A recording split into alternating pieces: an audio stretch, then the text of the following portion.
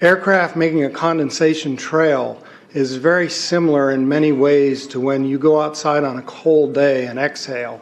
You create a condensation trail. That little cloud is a condensation trail. Now, if you take a 2-mile walk on a cold day and you can turn around and you can see your condensation trail tracking all the way back for 2 miles.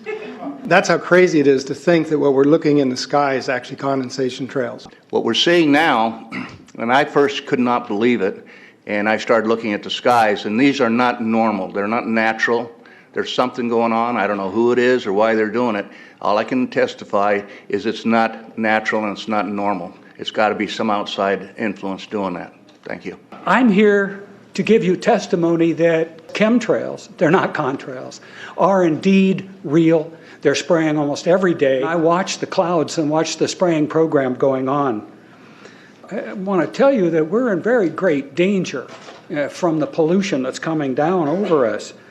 And we've been led astray by the military-industrial complex, and they're responsible for the cloud's creation and weather manipulation programs. They're dark operations. That's why they're not out in the media. When you look up at the sun and you see a white haze, that is aluminum floating in the air right now, and it's coming from the aircraft. You want some figures? Okay, latest water test. Tested the rain. 13,100 micrograms per liter of aluminum in the rain in 2013. Normally, it should be 0.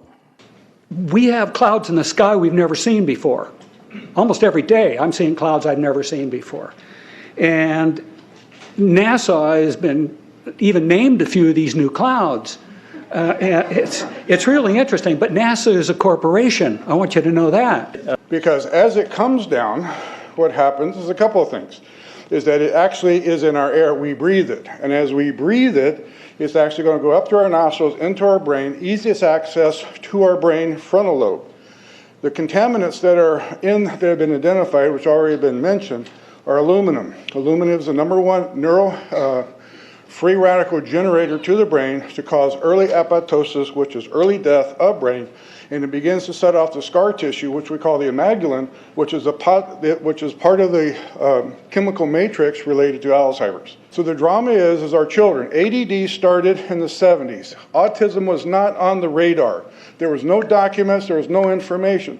It was 1 in 100,000 children.